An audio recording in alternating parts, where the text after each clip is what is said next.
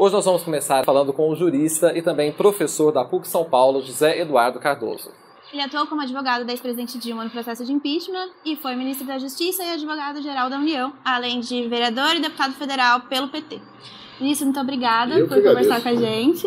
Eu agradeço, uma honra estar com vocês. Para começar, em 2017 o senhor disse que depois do impeachment só um novo governo restabeleceria as instituições no lugar do país. O governo Bolsonaro fez isso? Olha, tua pergunta é excelente, vou dizer por quê. Era a impressão que eu tinha de solução para o país. Quando você tem um processo de impeachment, particularmente um processo que não tem causa jurídica, por isso nós chamamos não de impeachment, de golpe, eu defendi isso durante o processo, porque para ter um impeachment legítimo tem que ter crime de responsabilidade, no caso não tinha. Claro? A única forma de você recompor as instituições é tendo uma eleição e um governo que pudesse repactuar o país, que pudesse buscar as convergências, maximizar os entendimentos e reduzir as divergências. Só que a polarização que se deu depois do impeachment foi imensa. As instituições brasileiras elas ficaram, como nós até achávamos que ia acontecer, balançando. O que me parece errado no diagnóstico que eu fazia na época é que eu achava que os brasileiros, ao verem as instituições balançando, iam procurar um governo de pactuação, ou seja, um governo que não maximizasse a intolerância, que não tentasse esgarçar mais ainda a disputa política exacerbada no Brasil. Só que a população, pela sua maioria de votos, optou por Jair Bolsonaro. E o governo Bolsonaro é exatamente a negação de qualquer possibilidade de entendimento. Parece que ele investe na discórdia, ele investe na polarização. Ele não governa a não ser buscando ter sempre adversários. A ponto que em pouco mais de 100 dias de governo, você não tem nada a ser apreciado do ponto de vista da grande política, a não ser os embates, as falas, as confusões. Então, portanto, infelizmente, a eleição não permitiu repactuação no Brasil, permitiu um agravamento por força das condições do governo eleito. Então, o Brasil teve abalos institucionais frequentes, né, que, repito, a única forma seria uma repactuação do país, cada um no seu quadrado, respeitando, o juiz julgando, o executivo cumprindo a lei e legislativo representando a sociedade.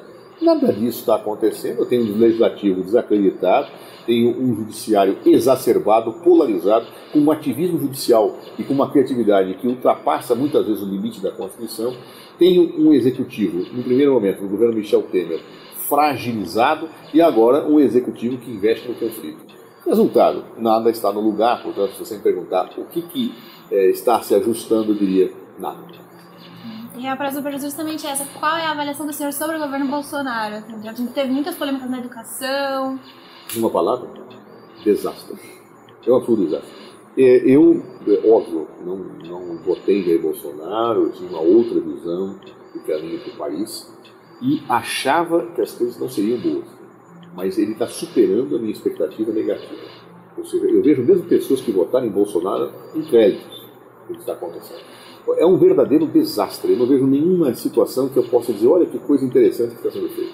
O Mourão tem tido uma postura de atrito com o presidente da República, mas o presidente da República também não ajuda. Né? O presidente da República não tem mostrado ser uma pessoa que dá para unificar qualquer coisa. Então, nesse momento, eu tenho muita dificuldade em julgar comportamentos do governo Bolsonaro. Isso nunca aconteceu na minha vida. Assim, eu sempre tive uma avaliação muito clara de situações. Agora, é um desastre, uma confusão, uma atrapalhada tão grande. E aí um dia eu digo que vai botar a embaixada em Israel, que é uma coisa mais fora de propósito, e depois eu volto atrás. Aí o ministro das Relações Exteriores é deixado de fora de uma reunião. Aí o guru do presidente Olavo de Carvalho xinga todo mundo, xinga o vice-presidente da República.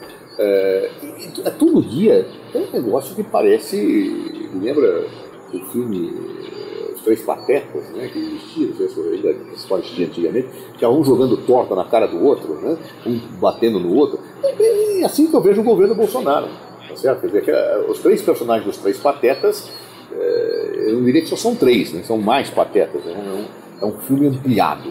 Né, e se fosse uma série de televisão, né, eu diria o seguinte: nós estamos na primeira etapa de um filme que poderia ser chamado O Hospício. Sobre a reforma da Previdência, qual se posiciona? Veja, eu sou favorável a que você tenha uma reforma da Previdência, mas não essa da forma que você pode. Claro, durante o governo Dilma, nós chegamos inclusive a discutir a reforma da Previdência, depois não aconteceu. A ideia seria ter uma reforma dialogada com os trabalhadores, transparente, sem imposições, construídas, mostrando para a sociedade o que se fazia e por que se fazia. Não com dados secretos que não se pode revelar, com estudos que ninguém diz, manda assim a proposta e o presidente já fala que tem gorduras que podem ser negociadas. Ou seja, um negócio, e mais ainda, atingindo pobres, ou seja, não é esta reforma previdência que o Brasil precisa. O senhor acredita que a esquerda em geral tem o mesmo posicionamento que o senhor, de precisa ter, mas não essa? Ou... Não, eu vejo matizes diferentes. Tem gente que acha que não tem que ter, tem gente que acha que tem que ter em outras condições. Ou seja, é uma discussão que tem que se travar, inclusive no próprio plano da esquerda. Claro, não é uma unanimidade isso não. Agora, ministro, o senhor que já foi ministro da Justiça, já passou pela pasta e hoje está lá o ex-juiz Sérgio Moro. Como é que o senhor vê a atuação dele? Claro que é início de governo, não dá para fazer uma avaliação mais ampla, mas como é que o senhor vê a condução do Ministério da Justiça hoje? Veja, é evidente, eu tenho uma posição contrária política ao governo Bolsonaro. E acho que o juiz Sérgio Moro, primeiro, disse isso publicamente e volta a dizer, não deveria ter aceito o cara. Afinal, ele era o juiz que julgou o principal oponente de Jair Bolsonaro nas urnas, que é Luiz Inácio Lula da Silva. Me parece que não é de bom tom que quem tenha julgado e determinado uma eleição venha a participar do governo que indiretamente ajudou a eleger, ou diretamente, se quiser. Me parece que foi bom do ponto de vista, juridicamente não é nenhum impedimento, mas do ponto de vista ético não me pareceu das melhores saídas. A segunda questão que vejo é que toda a visão do juiz Sérgio Moro está baseada no combate à corrupção, o que é muito bom, sobre um aspecto. A corrupção tem que ser combatida de frente. Mas é muito mal quando ele ignora outras realidades do Ministério da Justiça. A corrupção tem que ser uma linha prioritária do Ministério da Justiça, mas não é a única. Claro, nós temos várias coisas no Ministério da Justiça. Nós temos a questão do direito do consumidor, nós temos a questão dos presídios, enfim, uma série de questões que eu não estou vendo iniciativa. Agora, ministro, falando de combate à corrupção, é um fato, a Operação Lava Jato completando 5 anos, né, teve muitos acontecimentos que se desdobraram depois da Operação Lava Jato. Então, no geral, claro que é um assunto bem complexo, mas como é que o senhor faz a avaliação desses 5 anos de Operação Lava Jato para o Brasil? Pondo na ponta da balança, como é que fica? Então, a corrupção, a meu ver, é uma causa de exclusão social, tem que ser combatida. Colocar sob evidência esse combate é um ponto positivo. Porém, no Estado de Direito, combater a corrupção tem que ser dentro da lei e dentro da Constituição. Não pode haver abusos. Combate à corrupção é um valor, uma virtude, mas também respeitar o Estado de Direito é outra virtude. Elas têm que ser casadas, combinadas. Combate à corrupção se dá com respeito a direitos, não com violações, com abusos, não com prisões determinadas por convicções sem provas, não por situações injustificáveis, não com prisões para que a pessoa confesse como se fosse uma forma de tortura, para que a pessoa diga aquilo que o investigador quer ouvir e não efetivamente a verdade dos fatos. Então, há situações abusivas na Operação Lava Jato, acho isso inaceitável. Ou seja, se é aceitável e devido o combate à corrupção, é inaceitável a qualquer pretexto de violação a direitos, utilização de métodos em que os fins se pretendem justificar os meios. A época da Inquisição já foi superada pelo sentimento e pela valoração da humanidade há alguns séculos atrás. Entanto, parece que algumas pessoas são imbuídas de certo messianismo que me lembram o Torquemada, o Inquisidor. Isso é absolutamente deplorável. Ministro, uma outra coisa que sempre se fala, principalmente na imprensa, se falou muito, inclusive, é se o ministro da Justiça pode intervir na Lava Jato de alguma forma. O senhor que esteve lá dentro, isso pode acontecer ou não? A Polícia Federal, nesse caso, tem uma autonomia grande? O ministro que tem uma perspectiva republicana e cumpra a lei jamais interferirá. Nós desenvolvemos, tanto no governo Lula como no governo Dilma, uma série de situações que tornam sempre muito arriscado e difícil ao Ministério da Justiça interferir casuisticamente. Porque ele pode dar diretrizes de conduta. Ele pode dizer, olha, a priorização é esta, a priorização é aquela. Afinal, ele é, enquanto ministro da Justiça, o superior, o chefe da Polícia Federal do ponto de vista administrativo. Agora, se ele tentar interferir politicamente nos inquéritos, ele pratica a violação à lei, abuso de poder. Então, se ele disser, esse tem que ser investigado, o outro não, abuso de poder. Se ele incentivar o vazamento de informações que tem que estar sob sigilo, abuso do poder. Então, um ministro da Justiça que queira interferir na Lava Jato, ou em qualquer operação, ou na Polícia Federal, politicamente, seja para fazer com que certas pessoas sejam perseguidas, outras não, seja para fazer avançar investigações com vazamentos indevidos de dados, ou com o atropelar das normas legais, ele comete crime de tal ordem equivalente àqueles que lá estão sendo investigados. Nas eleições do ano passado, o Lula foi impedido de se candidatar com base na lei da ficha limpa, da qual o senhor foi relator. Em algum momento o senhor se arrependeu?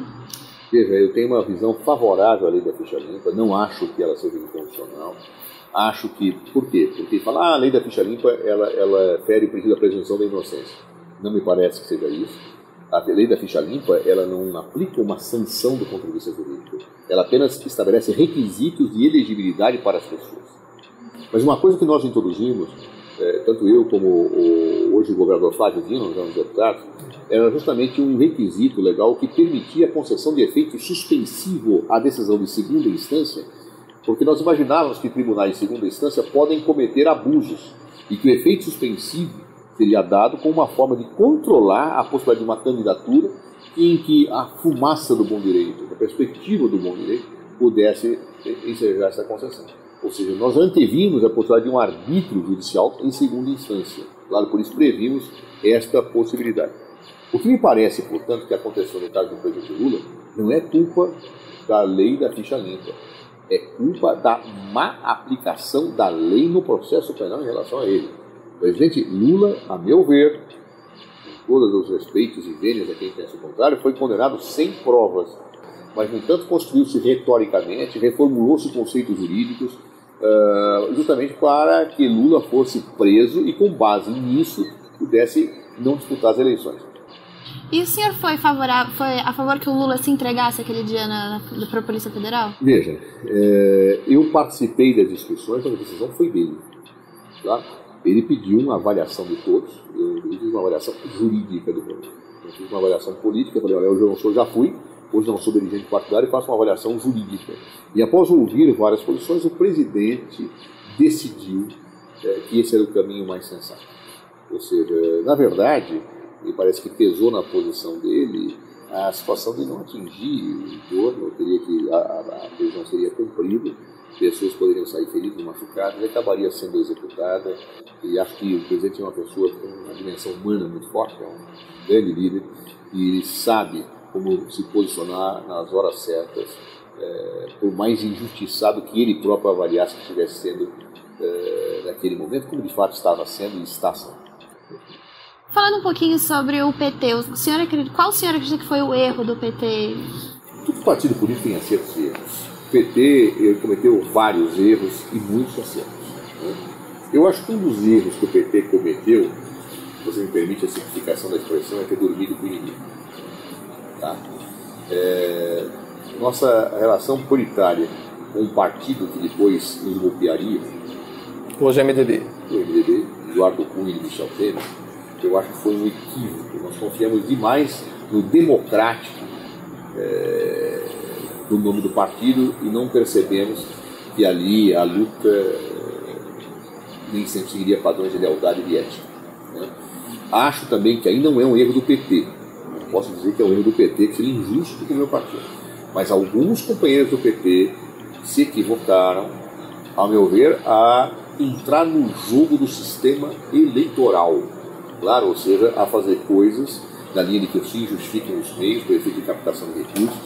Acho isso inaceitável. Um partido que é transformador não corre o risco de conviver de maneira promíscua com aqueles que corrompem. E acho que quem veio para transformar não pode ceder à tentação da disputa do poder fácil, valendo-se de instrumentos que eticamente não são aceitáveis. Repito, o PT nunca pode ser visto como uma organização criminosa, é uma vergonha essa acusação. Eu diria que eu não posso dizer que o erro de alguns poucos atingiram toda uma instituição partidária. Isso é um absurdo que se possa fazer. Isso foi utilizado por opositores, tentando nos atingir. Aliás, eu me lembro que uma pessoa que brandia o dedo contra nós, dizendo que nós éramos uma organização criminosa, Tem hoje um ex-senador, hoje deputado, ex-candidato a república, chamado Aécio Neves. E a vida mostrou a hipocrisia que existia por trás das acusações que Aécio Neves nos dirigia. Então, essa hipocrisia que tentavam colocar esse rótulo no PT é de uma injustiça, de uma irracionalidade total. Alguns companheiros erraram, que paguem, mas que não se coloque a pecha de corrupção em relação a isso. E vejam como é interessante. Eu tenho o Aécio Neves com acusação de corrupção e ninguém acusa o partido dele de ser uma organização criminosa. É muito engraçado isso, né? Com todas as acusações que eu tenho em relação a líderes do PSDB. E acho que não deve acusar o PSDB de corrupção, não. Claro, tem que acusar as pessoas. E o mesmo vale para o Partido dos Trabalhadores. Para finalizar, diante de toda essa bagunça que o senhor falou, como o senhor avalia o papel do PT de oposição desse governo? Oposição tem que ser uma oposição equilibrada, tá certo? Acho que o PT tem esse papel pela frente, não só de apontar críticas ao governo, aliás, críticas do governo nem precisa, ele próprio se faz a crítica, ele próprio tropeça com seus pés, mas acho que o PT nesse momento teria um papel de apontar políticas do país, saídas do país, tá certo? Porque o governo Bolsonaro não precisa de oposição na crítica, ele se faz sozinho, eles não se matam, eles não se criticam. Aliás, quando se fala o governo, qual é o governo? Quem que é o governo? O presidente fala, o ministro desautoriza. Veja, o presidente anunciou que podia os fazendeiros usar arma, já vem o ministro Moro e fala, não, isso é muito prematuro. Aí vem a outra ministra e fala, não, isso é prematuro. Mas quem manda? É o presidente ou o ministro? Aí o secretário da Receita avisa que vai ter um novo imposto, o presidente desautoriza. Aí a Petrobras também. A Petrobras é uma coisa, diesel, aumenta, o outro fala que não. Todo dia é isso, quer dizer, o ministro manda mais que o presidente, aí o presidente reage. É como se fossem vários governos dentro de um, tá certo? É um governo que tem feudos, é um sistema feudal governamental. Eu tenho feudos que se matam, né? E onde o rei maior muitas vezes fica nu, tá certo? Então, ou seja, é uma coisa. Bom, vamos ver como é que esse capítulo acontece. Porque, por mal que seja a oposição, que eu tenha a postura contrária ao governo, eu, como brasileiro, não queria que fosse tão mal assim, não. Tá certo? Até posso dizer, não, esse governo vai seguir uma linha errada, eu quero apontar, quero discutir, tá certo? O governo está errado. Mas a gente tem um desastre tão grande, né, que eu, como brasileiro, tenho medo do que esses caras podem fazer. Eu juro, eu nunca passei, já fui oposição a vários governos. Eu nunca vi uma coisa tão desastrada na minha vida como o governo Bolsonaro nesses primeiros dias que nós temos vivenciando. Bom, nossa conversa podia se estender muito mais, muito obrigado. Eu agradeço Obrigada. imensamente você. Obrigado. E eu que agradeço e pode dizer o seguinte: entrevista boa é aquela que o entrevistado não percebe que o tempo passou. E eu não percebi. Parabéns a você. Muito obrigada.